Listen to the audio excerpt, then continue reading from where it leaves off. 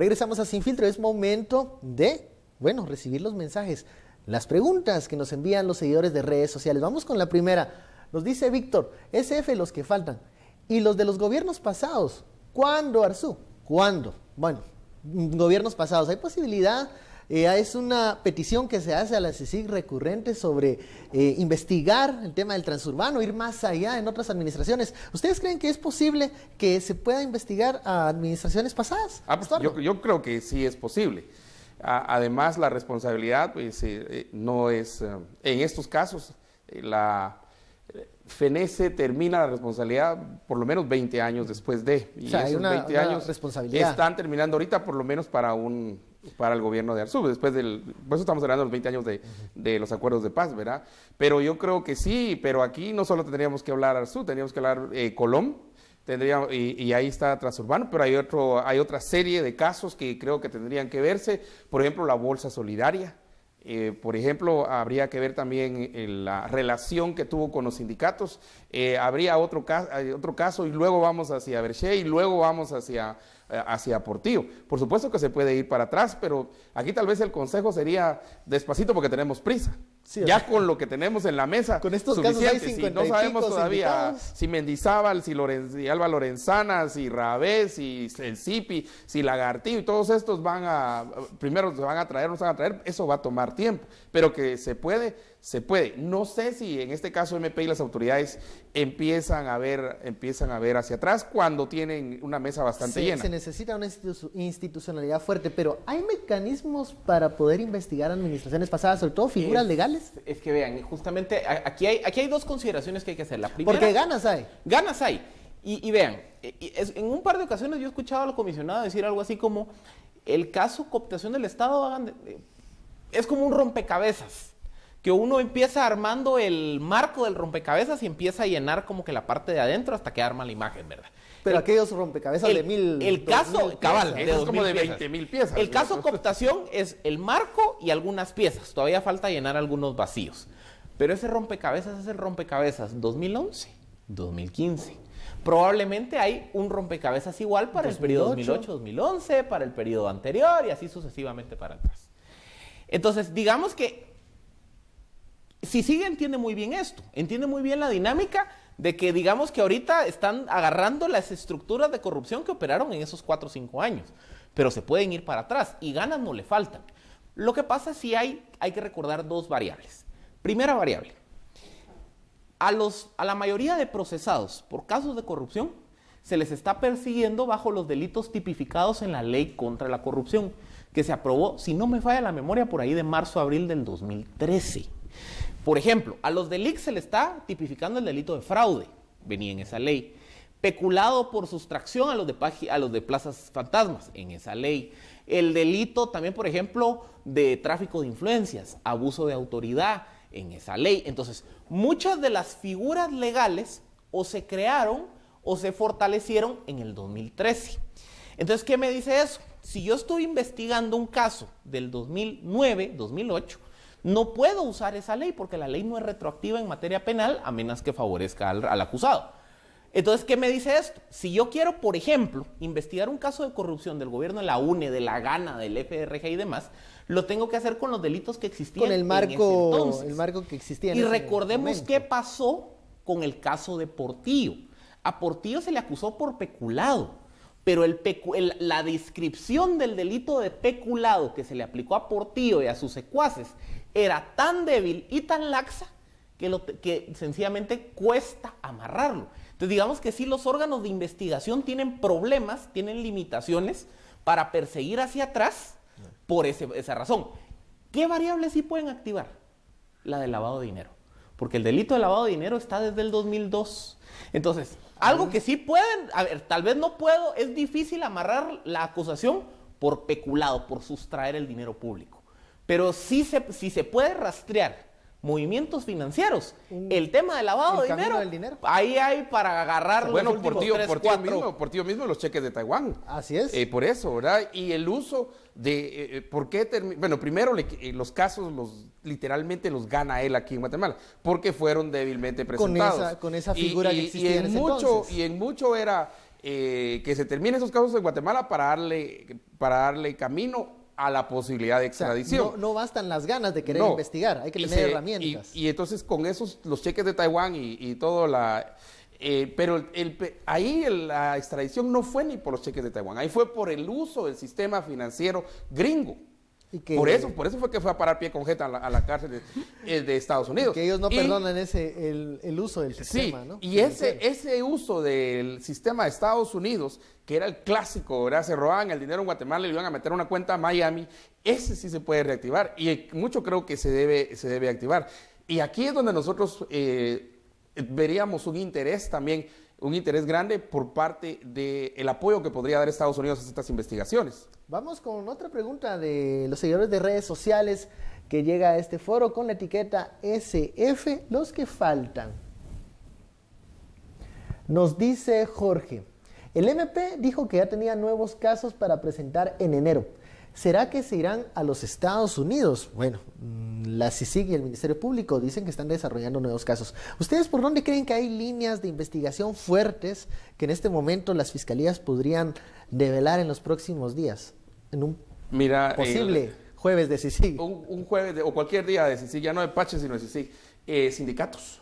¿Sindicatos? Sindicatos sería muy bien. Otro grupo de empresarios. ¿Transurbano? Yo creo que Transurbano. Transurbano, pero Transurbano ya iniciaron, ¿verdad? Ya secuestraron documentos, ya hay ahí también embargos con relación al uso. Está Luis Gómez ya también en esta. Eso ya da una línea muy clara que van a caer en ese tema. Eso ya va.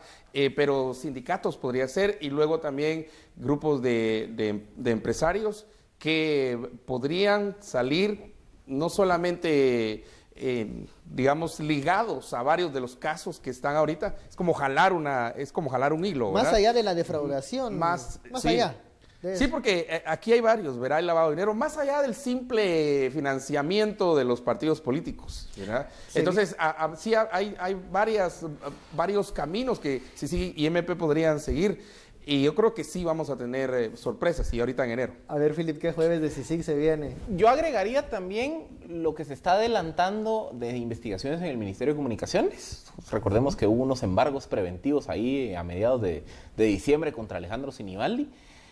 Creo que también el Ministerio de Salud, digamos que va a haber una derivación. Yo creo que todas las investigaciones que se han hecho por los casos de leaks, naturalmente hay un momento en donde creo yo que va a salpicar también a la proveeduría del Ministerio de Salud, creo que ahí también se puede hacer.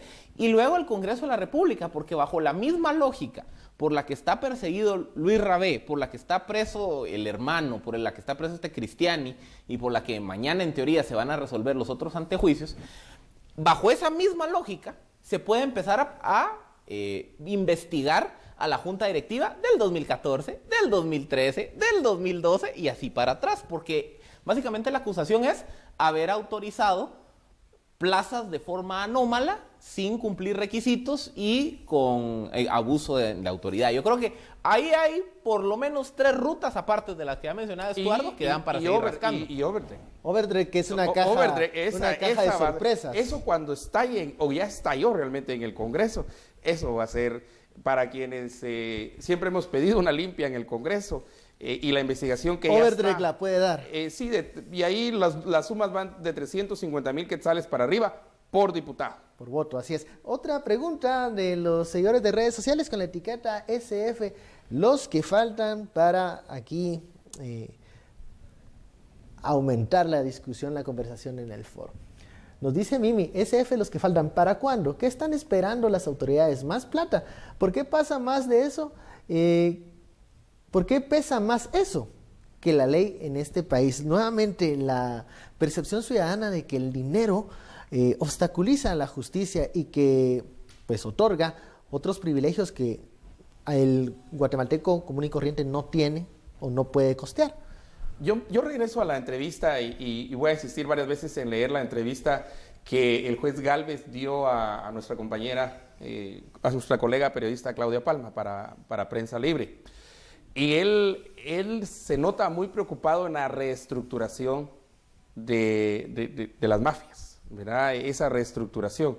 Y yo creo que hay que leer la entrevista completa para ver que obviamente el dinero sigue teniendo el rol principal en esto, sigue siendo un actor fundamental y ha jugado papeles o como rara vez sabía que iba a salir, que iba a salir una orden de captura y deja todo preparado y todavía se va y todavía le da tiempo, ¿verdad? Ahí tiene que circular, ahí circula demasiado dinero como para estos no estar enterados. Entonces, ¿cómo quitar eso? Eso va a ser bastante complicado, pero otra vez, curiosamente, lo que es complicado es exactamente lo que nos puede llevar a los culpables. La ruta del dinero es la que nos puede llevar a los culpables y es posiblemente la evidencia más sólida que se puede tener. En términos, por ejemplo, las caletas, las 6 caletas que habla Juan Carlos Monzón y la red de caletas. ¿Dónde está la más grande? Sí, ¿dónde está la más grande? Porque él habla, esa cueva de él habla de 5, menciona 5, pero la sexta, la gran bodega, dice él sí nunca dice el nombre del edificio ni la dirección. Les voy a hacer una pregunta a quienes están en casa. ¿Cuándo fue la última vez que usted recibió un billete de 200? Así es. Y si ustedes sacan de la ecuación, por ejemplo, si van al banco y hacen un retiro, ¿cuándo fue la última vez que en una transacción común usted vio un billete? Parece leyenda urbana porque hay no he visto uno. Vean, parece Plaza Fantasma. Exacto. Hay expertos en temas monetarios y económicos que efectivamente coinciden que para la cantidad de billetes de 200 que en teoría están en circulación, hay una ralentización de su movimiento. Lo cual entonces nos invita a pensar que muchos de esos billetes de 200 están encaletados. ¿Saben cuál sería un mecanismo interesante? Que la Junta Monetaria aprobara un cambio en el diseño del billete de 200. Lo que hizo India. Algo así. Lo que hizo con... Y lo que hacen es... A ver. Y el desastre que tiene India. Pero espérate. Y lo que hizo Venezuela también. Es que una cosa... No. Es que Venezuela hizo algo diferente. Venezuela retiró los billetes de 200. De 100, no sé. Sí. Lo retiró. No sé cuánto. Aquí, ¿saben cuál sería la diferencia? ¿Qué pasa si en lugar de que el billete de 200 sea azul, se cambie a verde? Y se le da un año y medio a las personas que tengan en su posición billetes de 200 para ir a para cambiarlos. Que lo cambie. Pero con una salvedad, poniendo controles. Porque eso va a permitirle a la IBE identificar personas que anómalamente vayan a cambiar muchos billetes de 200. Incentivar que lo saquen de las caletas. Ajá. Porque otra vez, si yo cambio el diseño, por eso le digo, no lo estoy retirando. O sea, el billete de 200 va a seguir operando. La diferencia es que en lugar de ser azul, le vamos a poner otro color. Si yo cambio el diseño y le digo, miren pues, vengan a cambiarlo, y yo establezco controles, y entonces empiezo a decir, a ver, y usted lleva una semana cambiando todos los días 10,000 quetzales en billetes de 200. Entonces ya le pongo el ojo. Del colchón, ¿Qué ojo? Y algunos me van a decir, esos controles son imposibles. Vean lo que está pasando también con los billetes de $20. Si ustedes van al banco, y ahí se van a topar que en todas las agencias de banco hay nuevos avisos donde dice que hay un límite de lo que usted puede depositar en billetes de dólares a sus cuentas. O sea, mecanismos de control financiero, por lo menos para sacar el dinero de las caletas, se pueden implementar. Vamos a un corte, le preguntamos a la audiencia. Descaletado, don. ¿Cuándo fue la última vez que usted vio un billete de 200 Descaletado. Es una pregunta interesante. Envíen sus comentarios con la etiqueta SF. Los que faltan, volvemos luego de la pausa.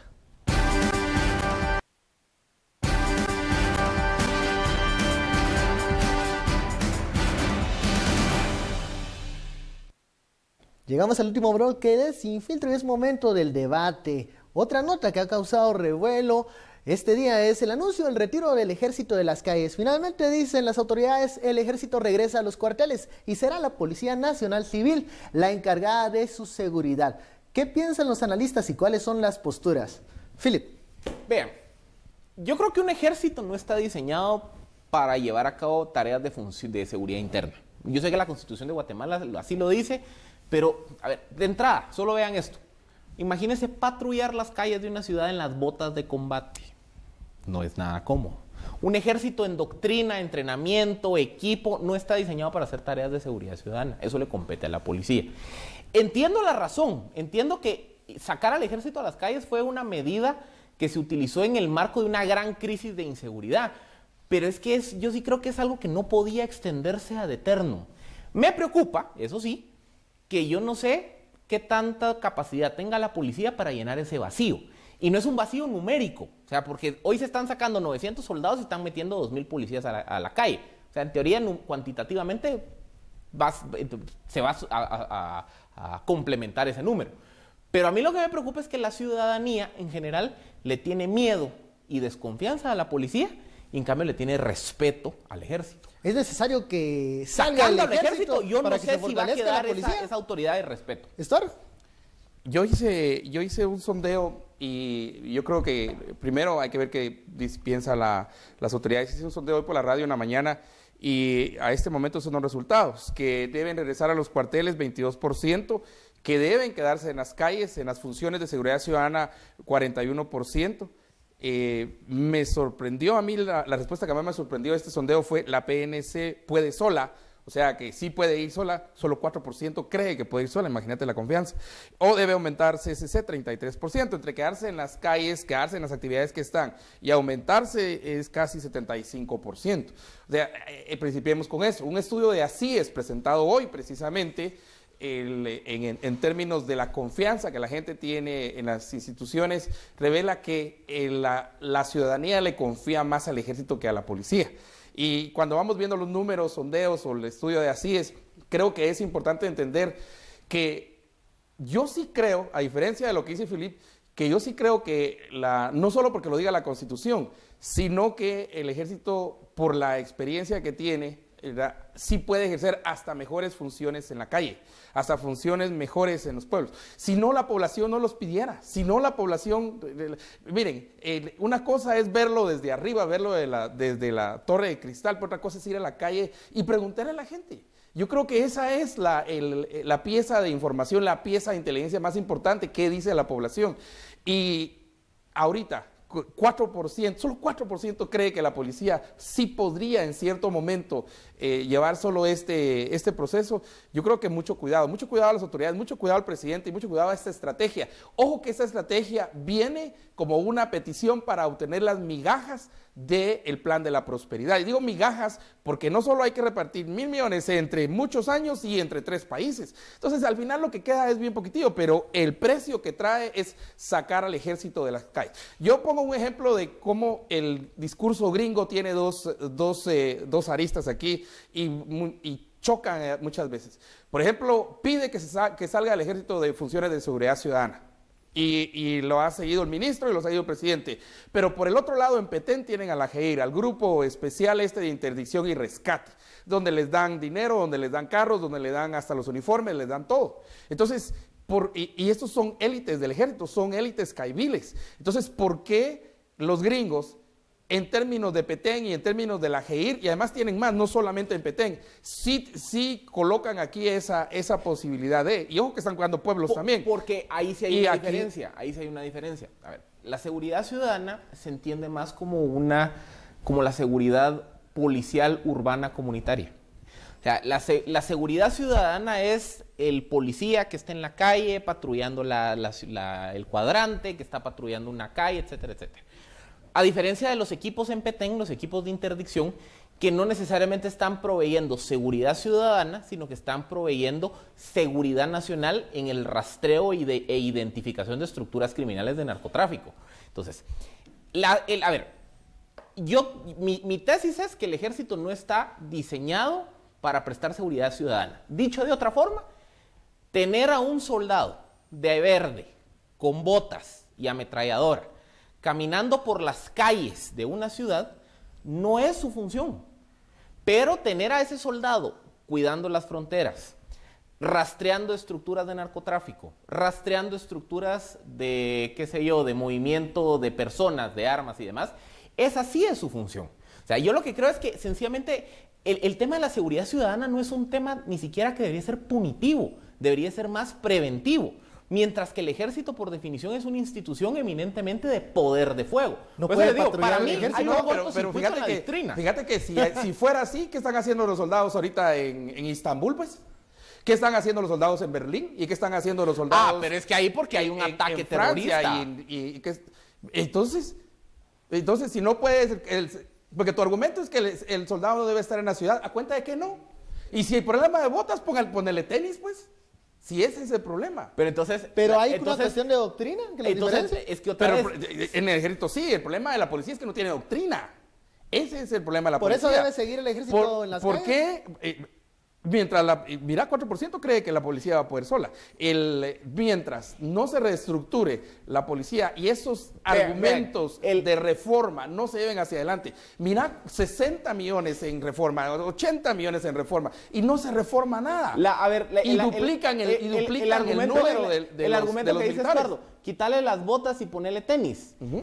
Eso es un poco lo que hizo Costa Rica con su policía. Es que, otra vez, un ejército... ¿Cuál es el país que más gasta, cuál es el país de mayor gasto militar en Centroamérica? Costa Rica. A ver, Costa Rica. Pero, ojo. Que tenga tenis no quiere decir que gasten menos en gasto militar. Ojo. Es el ejército mejor armado de Centroamérica, el de Costa Rica. ¿Cuál fue la solución que hizo Costa Rica? Costa Rica dijo, bueno, no voy a tener un ejército per se, voy a tener una guardia civil. Una guardia civil con mayor presupuesto, capacidades, entrenamiento que un ejército. Pero la doctrina es otra. Y veamos el caso de Estados Unidos. En Estados Unidos, en momentos de crisis, no sacan a los Marines, no sacan a las calles a una división del ejército, sacan a la Guardia Nacional.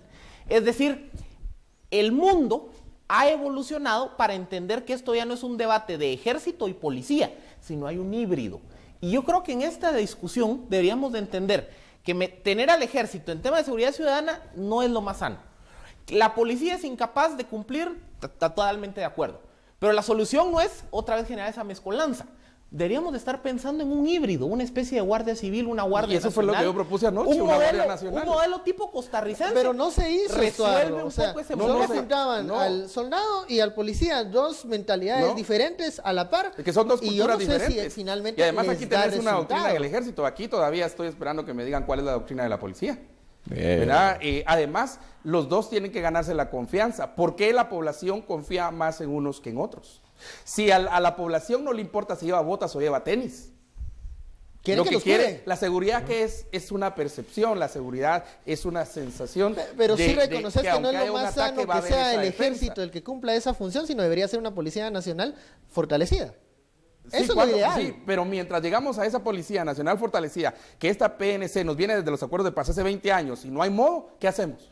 Lo que pasa es que, bueno, se vuelve, un círculo vicioso, Ajá, ¿no? O sea, si no es que lo hacen pero puede ser la posibilidad de ese tercer ente que decía que yo anoche también lo discutía. No tenemos una Guardia Nacional. No tenemos... Cuidado que Manuel Valdizón quería una Guardia Nacional. Eso ya te van a acusar de de líder. No, a él no le está en Miami, de plano sabe dónde estará, porque ese no tiene problemas migratorios en Estados Unidos, ¿verdad? Vean, con el tema de la Guardia Nacional. Lo que pasa es que aquí se tiene que tomar una decisión ya. Y es que aquí el problema ha sido que hemos estado pateando la pelotita. Porque en el reportaje lo veíamos, la decisión de sacar al ejército a tareas de seguridad ciudadana fue hace 16 años. Es que yo sí creo que en un momento de crisis de seguridad, en donde no hay una reserva estratégica de país, bueno, saquemos al ejército. Pero no Vaya, tenemos los dos condicionantes que estás diciendo. Sí, pero estamos en crisis y no tenemos una opción. Pero espérame, ya son 16 años, pues. Bajo esa lógica vas a pasar 190 años en las mismas. Pues les digo, en una crisis de un año, 2 años, como lo que vivió, por ejemplo, México. México sacó a su ejército a las calles entre el 2008 y el 2010. Pero cuando la crisis de seguridad empezó a mermar, dijeron, vénganse de regreso. Ahí generó fuerzas especiales. Por eso. Acuérdate que pero es que ahí es donde militares. Ahí es donde ¿Y dónde las pusieron? En toda la frontera con Guatemala. Pero es que ahí es donde viene entonces la toma de decisiones. Porque desde hace mucho tiempo, alguien debe haber dicho, mire muchacha, ¿qué vamos a hacer? Eso de tener al ejército en las calles no es un modelo sostenible por el resto de la eternidad. Aquí necesitamos una solución. Y la solución es una de dos. O fortalecemos la policía o creamos este híbrido de guardia civil. Pero entonces, ¿qué pasa? 16 años después viene la Alianza por la Prosperidad y me dice, regrese al ejército a las calles. Bueno, y no tengo solución, no tengo alternativa. Y ahí es donde alguien más tomó la decisión que estos no quisieron tomarla durante 16 años. Y ojo, aquí es donde viene mi preocupación con esto. En términos cuantitativos, sacamos 900 soldados y metemos 2.000 policías. No, son 4.500. En términos cualitativos... Son 4.500. En términos, no, pero por ejemplo la policía ha subido casi 10.000 ¿Cualitativos? En términos cuantitativos, cualitativos, perdón, el problema es un tema de respeto. El guatemalteco no le tiene temor y no respeta a su policía, pero el guatemalteco se siente más confiado y le da más respeto al ejército. O sea, eso es un tema que no es una discusión de números, sino de instituciones. Vamos a terminar este debate. Muchísimas gracias, Estuardo, Philip, por este análisis y también por el debate en el tema del ejército. A ustedes muchísimas gracias por su sintonía. Ahora los dejamos con el clima. Feliz noche.